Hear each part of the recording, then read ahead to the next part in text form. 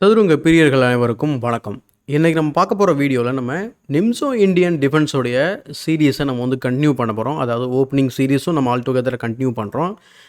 Every Wednesday நம்ம opening சீரீஸில் videos வந்து நம்ம வந்து போட போகிறோம் அப்படிங்கிறதான் விஷயம். ஸோ வாரத்துக்கு முன்னாடி வாரம் நம்ம வந்து கரண்ட் ஈவெண்ட் வந்து நம்ம வந்து ஏதாவது நடந்துச்சு அப்படின்னா இந்த ஸ்கெடியூல் வந்து பார்த்திங்கன்னா ஓவர் ரைட் ஆகிடும். ஸோ அதை நான் இப்போவே சொல்லிடுறேன். ஸோ போன வாரத்துக்கு முன்னாடி வந்து பார்த்திங்கன்னா நம்ம நிம்சோ இந்தியன் டிஃபென்ஸோடைய நம்ம ஒரு இன்ட்ரோடக்ஷன் வந்து கொடுத்துருந்தோம். இன்கேஸ் நீங்கள் அதை பார்க்கல அப்படின்னா அதை பார்த்துட்டு வந்துருங்க, உங்களுக்கு ஒரு பெட்டர் அண்டர்ஸ்டாண்டிங் இருக்கும். இன்றைக்கி நம்ம வந்து பர்டிகுலராக நம்ம பார்க்க போகிறது நிம்சோ இந்தியன் டிஃபென்ஸோடைய main line. So grandmasters வந்து அதிகப்படியாக வந்து விளையாடக்கூடிய ஒரு லைன் தான் நம்ம இன்றைக்கி வந்து செக் பண்ண போகிறோம். இதில் கிட்டத்தட்ட வந்து நம்ம 4 வேரியேஷன் வந்து நம்ம வந்து பார்க்க போகிறோம். இந்த வேரியேஷனுக்குள்ளே போகிறதுக்கு முன்னாடி இந்த ஓப்பனிங்கை வந்து நம்ம கற்றுக்கிறதுக்கு முன்னாடி ஒரு சின்ன ரெக்வஸ்ட் என்ன அப்படின்னா, நம்ம சேனலை நீங்கள் முறையாக பார்த்துட்ருக்கீங்க அப்படின்னா சேனலை சப்ஸ்கிரைப் பண்ணி வச்சுக்கோங்க. மறக்காமல் பெல் பட்டன் ப்ரெஸ் பண்ணி வச்சுக்கோங்க. ஓப்பனிங்க்கு மட்டுமே நம்ம கிட்டத்தட்ட 60 வீடியோக்கு மேலே நம்ம வந்து பண்ணியிருக்கோம். மறக்காமல் வந்து ஓப்பனிங் சீரீஸ் அப்படிங்கிற பிளேலிஸ்ட்டை செக் பண்ணி பாருங்கள். இப்போ வந்து நம்ம இந்த ஓப்பனிங் வந்து கற்றுக்க ஆரம்பிக்கலாம். ஸோ நான் ஏற்கனவே மென்ஷன் பண்ண மாதிரி இது நம்ம நிம்சோ இந்தியன் டிஃபென்ஸோடைய மெயின் லைன் வந்து நம்ம இன்றைக்கி பார்க்க போகிறோம். அதுக்கு முன்னாடி இன்னொரு விஷயம், நீங்கள் லெஃப்ட் சைடில் ஒரு விஷயம் வந்து உங்களுடைய ஸ்க்ரீனில் வந்து நீங்கள் வந்து நோட் பண்ணியிருப்பீங்க. ஓப்பனிங் சீரீஸ்னு போட்டிருப்பேன், அது கீழே கேம்ஸ் டு ஸ்டடி அப்படின்னு போட்டிருப்பேன். அதாவது நிம்சோ இந்தியன் டிஃபென்ஸில் யார் ரொம்ப ஃபேமஸாக விளையாடிருக்காங்க, அதிகமான கேம்ஸ் யாரோடது இருக்குது அப்படின்னு நம்ம வந்து பார்க்கும்போது ஃபஸ்ட்டு விக்டர் கோர்ச்னாய் அதிகப்படியான கேம்ஸ் ஆடிருக்காரு. ஸோ ஆர்டர் வந்து நான் மாற்றி போட்டிருப்பேன், பட் இதுதான் நான் சொல்கிற ஆர்டரு. விக்டர் கோர்ச்னாய் ஃபஸ்ட்டு, நெக்ஸ்ட்டு வந்து பார்த்திங்கனாக்கா அனட்டாலி கார்பாவ், அடுத்து டிம்மான் வந்து அதிகமாக ஆடிருக்காரு, அடுத்து அலெக்சி ஷரானா, அதுக்கப்புறமா ஷக்கரியார் மமத்ரியாவ். ஸோ இவங்க 5 பேரோட கேமை நீங்கள் படிச்சிங்கன்னா நீங்கள் நிம்சோ இந்தியன் டிஃபென்ஸை சூப்பராக வந்து விளையாடலாம். இப்போது இந்த மெயின் லைன் எப்படி அப்படிங்கிறத பார்க்கலாம். ஸோ நார்மலாக வந்து நம்ம நிம்சோ இந்தியன் வந்து எப்படி அரேஸ் ஆகும் அப்படிங்கிறது எல்லாருக்குமே தெரிஞ்சது தான். இதோட பேசிக் விஷயங்கள் எல்லாமே நான் ஏற்கனவே சொன்ன மாதிரி பழைய வீடியோவில், அதாவது ஃபஸ்ட்டு வீடியோவில் என்ன சொல்கிறது எக்ஸ்பிளைன் பண்ணியிருக்கேன் நான். இங்கே இன்றைக்கி நம்ம பார்க்க போகிறது மெயின் லைன் வந்து எந்த மூவ் ரெப்ரசென்ட் பண்ணணும் அப்படின்னா இந்த E3 மூவ். இந்த E3க்கு அப்புறம் நமக்கு 3 ஆப்ஷன் நம்ம வந்து கன்சிடர் பண்ணுறோங்க. ஓகேங்களா, 2 சைட் லைன் இதில், ஏன்னா நம்ம வந்து இதுலேயும் பிரான்ச்சஸ் இருக்கும், டோன்ட் கெட் கன்ஃபியூஸ்ட். மெயின் லைனும் இருக்கும், சைட் லைனும் இருக்கும். ஃபஸ்ட்டு நம்ம கவர் பண்ண போகிறது மெயின் லைனே ஃபஸ்ட்டு நம்ம வந்து பார்த்துடலாம். ஃபஸ்ட்டு மெயின் மூவ் எப்படி வந்து கண்டினியூ பண்ணணும் அப்படிங்க டேட்டா பேஸ் எடுத்து பார்க்கும்போது ரொம்ப டாப் மூவ் வந்து பார்த்திங்கன்னா கேசல். பிளாக் வந்து ஜென்ரலாக வந்து பார்த்திங்கன்னா கேசல் வந்து பண்ணிடுறாங்க. கேசல் பண்ணினதுக்கப்புறம் அவருடைய ஐடியா வந்து பார்த்திங்கனாக்கா ஸோ டெவலப்மெண்டல் லீட் அப்படிங்கிற விஷயம். இங்கே ஒயிட்டுக்கு கண்டினியூ பண்ணுறதுக்கு 2 மெயின் மூவ் வந்து பார்த்திங்கன்னா நீங்கள் கேட்கலாம் நிறையா ஆப்ஷன்ஸ் இருக்கும் அப்படின்னு சொல்லிட்டு, பட் இதுதான் வந்து அதிகப்படியாக விளையாடுங்க. அதனால் 2 மெயின் மூவ் மட்டும் நான் கன்சிடர் பண்ணுறேன். ஒன்று வந்து பிஷப் டு D3, இன்னொன்று வந்து நைட் டு E2. ஓகேங்களா, இந்த 2 மெயின் மூவ் நம்ம வந்து பார்ப்போம். ஸோ பிஷப் டு D3 வந்து நம்ம என்ன சொல்லுவாங்க அப்படின்னா, இதுக்கு பேரே வந்து பார்த்திங்கன்னா பிஷப் அட்டாக் அப்படின்னு சொல்லுவாங்க. இது எப்படி கண்டினியூ ஆகுது அப்படிங்கிறத பாருங்கள். இப்போது ஒயிட் வந்து பார்த்திங்கனாக்கா மோஸ்ட்லி இப்போது ஓப்பனிங் வந்து இன்னும் கொஞ்சம் நம்ம ஒரு ஆழமான ஒரு புரிதல் இருந்தாக்கா இந்த இடத்துல வந்து ஒயிட் எதுக்காக பிஷப் D3 விளையாடிருக்காங்க அப்படிங்கிறது நிறைய பேர் வந்து புரிஞ்சுக்க முடியும். இந்த E4 ஸ்கொயரை கண்ட்ரோல் பண்ணுறாங்க. ஏன்னா பிஷப் வந்து இங்கே பின் பண்ணியிருக்கு, E4 அவங்களால விளையாட முடியாது அப்படிங்கிறதுனால E4 ஸ்கொயரை கண்ட்ரோல் பண்ணி திரும்பவும் வந்து பார்த்திங்கனாக்கா நல்லிஃபை பண்ணிட்டாங்க அந்த ஸ்கொயரை. ஸோ தட் மீன்ஸ் E4 வந்து விளையாட போகிறாங்கன்னு அர்த்தம். அப்போ நம்ம இமீடியட்டாக ஸ்டாப் பண்ணோம் அப்படின்றதுக்காக உங்களுக்கு 2 ஆப்ஷன் இருக்குது இந்த பொசிஷனில். ஒன்று, நீங்கள் டேட்டா பேஸில் வந்து பார்த்திங்கன்னா உங்களுக்கு D5 வந்து ஒரு ஆப்ஷன் இருக்கும். ஓகேங்களா, ஸோ D5. ஸோ டைரெக்டாக வந்து பார்த்திங்கன்னா சென்டரை வந்து நம்ம ஸ்ட்ரைக் பண்ணுறது. ஸோ D5 விளையாடும்போது ஒயிட் எப்படி ரியாக்ட் பண்ணுவாங்க அப்படின்னு நீங்கள் பார்க்கும்போது நைட்டை டெவலப் பண்ணுவாங்க. நைட்டு டெவலப் பண்ணதுக்கப்புறம் அடுத்து நீங்கள் C5 போகலாம். இதில் 2 வேரியேஷன் வந்து உங்களுக்கு குழம்புற மாதிரி இருக்கும். நம்ம வந்து இப்போது ஒயிட் என்ன பண்ணுவாங்க அப்படின்றத சொல்லிடுறேன். ஸோ கேன்சல் பண்ணிடுவாங்க. கேன்சல் பண்ணதுக்கப்புறம் இந்த இடத்துல இந்த மாதிரி இந்த டென்ஷன் வந்து பார்த்திங்கனாக்கா ரிலீவ் பண்ணுறது ரொம்ப வந்து ஒரு இன்ட்ரெஸ்டிங்கான ஒரு விஷயமா இருக்கும். அதில் நீங்கள் வந்து ரிலீவ் பண்ணணும்னு நினச்சிங்க அப்படின்னா, நீங்கள் அவங்களுக்கு ஐசோலேட்டட் பான் க்ரியேட் பண்ணணும்னு நினச்சிங்க அப்படின்னா நீங்கள் பெஸ்ட்டு வந்து பார்த்திங்கன்னா D-Take C4 விளையாடுறது. ஏன்னா பிஷப் அட்டாக்ல இருக்குது, ரியாக்ட் பண்ணுவாங்க. அதுக்கப்புறம் நீங்கள் என்ன பண்ணலாம் அப்படின்னா கேப்சர் பண்ணிக்கலாம். இதுக்கு இடையில் எப்போயாவது A3 விளையாடினா என்னங்க பண்ணுறது? A3 விளையாடினாங்க அப்படின்னா உங்களுக்கு பிஷப் பேர் வேணாம் அப்படின்னா பிஷப் இன்ட்டு C3 விளையாடுங்க. இல்லை எனக்கு பிஷப் பேர் வேணும் அப்படின்னா நீங்கள் பிஷப் E7 கொண்டு வந்துடலாம். அல்லது சில வேரியேஷனில் பிஷப் D6 வரலாம். பிஷப் D6 வரும்போது ஒரு விஷயம் மட்டும் நீங்கள் கிளியராக ஞாபகம் வச்சுக்கணும். E4 E5 வரும்போது இங்கே பான் 4க்கு வந்து வரும். ஸோ அதை மட்டும் நீங்கள் கிளியராக ஞாபகம் வச்சுக்கணும். அப்போ இந்த பிஷப் எங்கெங்கே போக போகுது அப்படின்ற ஒரு கேள்வி. ஸோ பிஷப் வந்து பார்த்திங்கன்னா ஃபேன் ஷூட் பண்ண போகிறோம். Bishop to B7 or bishop to A6. இதுதான் வந்து ஒரு ஐடியா. இப்போது கோயிங் பேக் இந்த பொசிஷனில் இன்னொரு ஐடியா வந்து இருக்குது. இப்போ பிஷப் D3 நான் வந்து பிஷப் அட்டாக் மட்டும் மாற்றி தான் நம்ம பேசிகிட்டு இருக்கோம். இந்த மாதிரி நிறைய வேரியேஷன் நம்ம வந்து பிரான்ச் ஆகும். ஸோ அதனால் கொஞ்சம் வந்து லென்த்தியாக தான் இருக்கும் வீடியோ.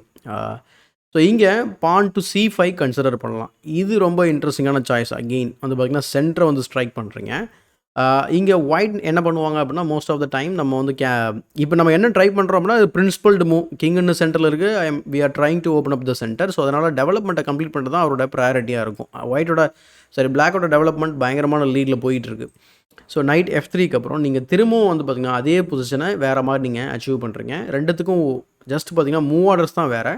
ஸோ கேசல்ஸ்க்கு அப்புறம் இந்த வேரியேஷன் அப்படியே நம்ம கன்டினியூ பண்ணி பார்க்கலாம். நான் அதாவது சொன்னது நைட் C6 வந்து பார்த்திங்கன்னா ரொம்ப ஒரு மெயின் மூவ். பட் இருந்தாலும் நைட் C6 வந்து பார்த்திங்கன்னா நம்ம ஒரு இன்டர்மீடியட் பிளேயர் அல்லது ஒரு அட்வான்ஸ் பிளேயருக்கு வந்து பார்த்திங்கனாக்கா அதாவது நார்மல் பிளேயருக்கு இது சூட் ஆகுமா அப்படின்றது தெரியல. A3 ஏன்னா நிறைய தியரிஸ் வந்து நம்ம வந்து ஃபாலோ பண்ணுற மாதிரி இருக்கும். So B into C3, queen C7, C into D5 and then E into D5, அப்புறம் A4, rook E8. So E4 ஸ்கொயராக வந்து நம்ம கண்ட்ரோல் பண்ணுற மாதிரி இருக்கும். ஓகேங்களா? ரொம்ப ரொம்ப ஈஸியான ஒரு விஷயம் என்ன தெரியுங்களா? நம்ம ஈஸியாக விளையாடவும் முடியும் நம்மளால். அது வந்து D into C4. ஸோ ஏற்கனவே சொன்னது தான் bishop into C4, night B D7 develop பண்ணலாம். நீங்கள் டெவலப் பண்ணதுக்கப்புறம் குயினை டெவலப் பண்ணுவாங்க. ஐடியா வந்து ரூக்கை வந்து பார்த்திங்கன்னா E1ல் வச்சு இங்கே எக்ஸ்ரே பண்ணுறதுக்கு பார்க்குறாங்க. ஸோ மேபி இந்த பானை கூட ப்ரெஷர் பண்ணலாம். ஸோ நீங்கள் இன்னும் பிஷப்பை ஃபேன் ஷூட்டப் பண்ணலை. So B6, rook D1, C into D4. நீங்கள் வந்து பார்த்திங்கன்னா வாண்டடாக நீங்களே கேப்சர் பண்ணிடுறீங்க. ஸோ இந்த பொசிஷனில் வந்து அவங்க வந்து ஸ்ட்ரக்சரை இன்டாக்டாக வச்சுக்கணும் அப்படின்னு நினச்சாங்கன்னா அவங்க நைட் இன்ட்டு D4 விளையாடுவாங்க அல்லது ரூக் இன்ட்டு D4 விளையாடுவாங்க. இந்த ரெண்டு விஷயத்தும் பண்ணும்போது நமக்கு பிரச்சனையே கிடையாது. சூப்பராக நம்ம டெவலப்மெண்ட்டை கேரி அவுட் பண்ணலாம். ஸோ பட் ஜென்ரலாக இல்லை வந்து பார்த்திங்கன்னா அதிகப்படியாக விளையாடக்கூடிய மூவ் வந்து பார்த்திங்கன்னா E takes D4, அதுக்கப்புறம் பிஷப் B7 ஃபேன் ஷூட்டப் பண்ணுறீங்க. ஃபேன் ஷூட்டப் பண்ணதுக்கப்புறம் ரொம்ப அக்ரெசிவான move pawn to D5. So இங்கேருந்து நீங்கள் இந்த பொசிஷனை வந்து நீங்கள் உங்களுடைய ஓன் ஸ்டைலில் தான் வந்து ஹேண்டில் பண்ணணும். ஸோ இதுக்கு முன்னாடியே கூட நம்ம வந்து தியரியை ஸ்டாப் பண்ணிக்கலாம். ஏன்னா இதுக்கிடையிலே வந்து பார்த்திங்கன்னா ஒயிட் வேறு மாதிரி கூட விளையாடலாம். இதுதான் வந்து பிஷப் அட்டாக் அப்படின்னு சொல்லி சொல்லுவாங்க. நெக்ஸ்ட் நம்ம பார்க்க போகிறது செகண்ட் வேரியேஷன், அதாவது செகண்ட் மெயின் மூவ். இந்த செகண்ட் மெயின் மூவ் வந்து பார்த்திங்கனாக்கா பிஷப் D3க்கு பதில் அவங்க நைட் E2 வைப்பாங்க. இதோட ஐடியா என்ன அப்படின்னா இந்த பிஷப் வந்து பார்த்திங்கன்னா it is a stupid bishop அப்படின்னு சொல்கிற மாதிரியான ஒரு ஐடியா. இன் சம் வேரியேஷன் நீங்கள் கேன்சல் பண்ணியிருக்கீங்க இல்லையா?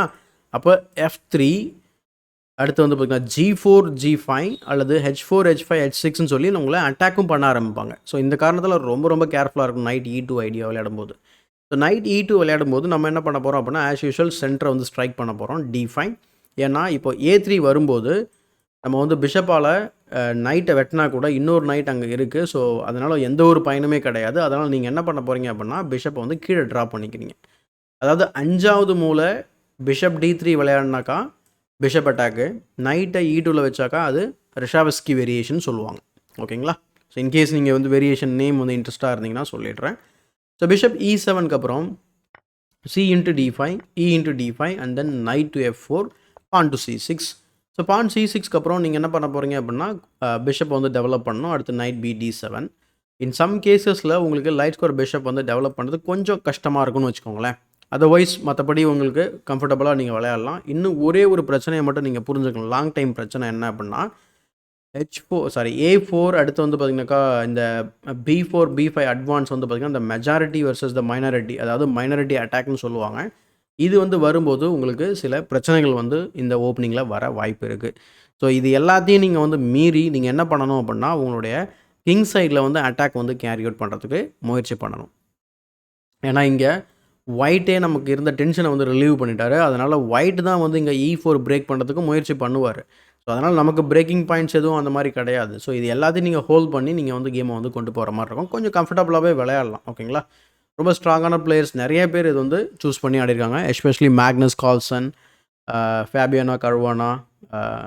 ஸோ இந்த மாதிரி லிஸ்ட்டு போய்கிட்டே இருக்கும். பட் ரொம்ப அதிகமாக விளையாடினவங்களுடைய லிஸ்ட்டு நான் வந்து உங்களுக்கு சைடில் போட்டிருக்கேன். இந்த மாதிரியான ஓப்பனிங்கில் மாஸ்டர் பண்ணுறதுக்கு நீங்கள் இவங்களோட கேம்ஸ் வந்து பார்த்தா கரெக்டாக இருக்கும். ஸோ இப்போ வரைக்கும் நம்ம வந்து 2 விஷயம் பார்த்துருக்கோம். ஸோ ஜஸ்ட் ஸ்டார்டிங் பொசிஷன் வேகமாக போயிடலாம். கேன்சல் பண்ணதுக்கப்புறம் பிஷப் D3 அல்லது நைட் E2. ஸோ இதுதான் நம்ம வந்து பார்த்துருக்கோம்.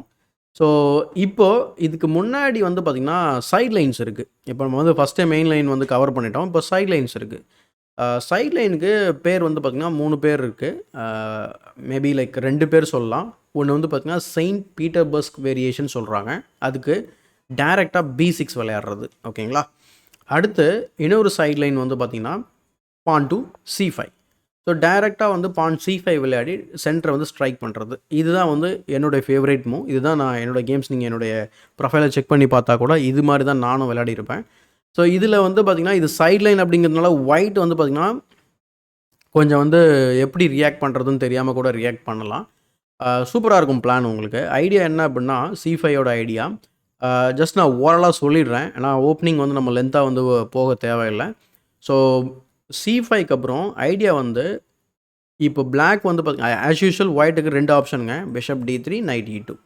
So based on white's response bishop D3 விளையாடினா நீங்கள் வந்து பார்த்தீங்கன்னா சம் கேசஸில் பானை டபுள் பண்ணிவிட்டு D6, queen B6 sorry D6 விளையாடிட்டு நைட் C6, பான் B6, பிஷப் A6ன்னு இந்த பானை வந்து ப்ரெஷர் பண்ணலாம். லாங் டைம் பிளான் அதுதான்.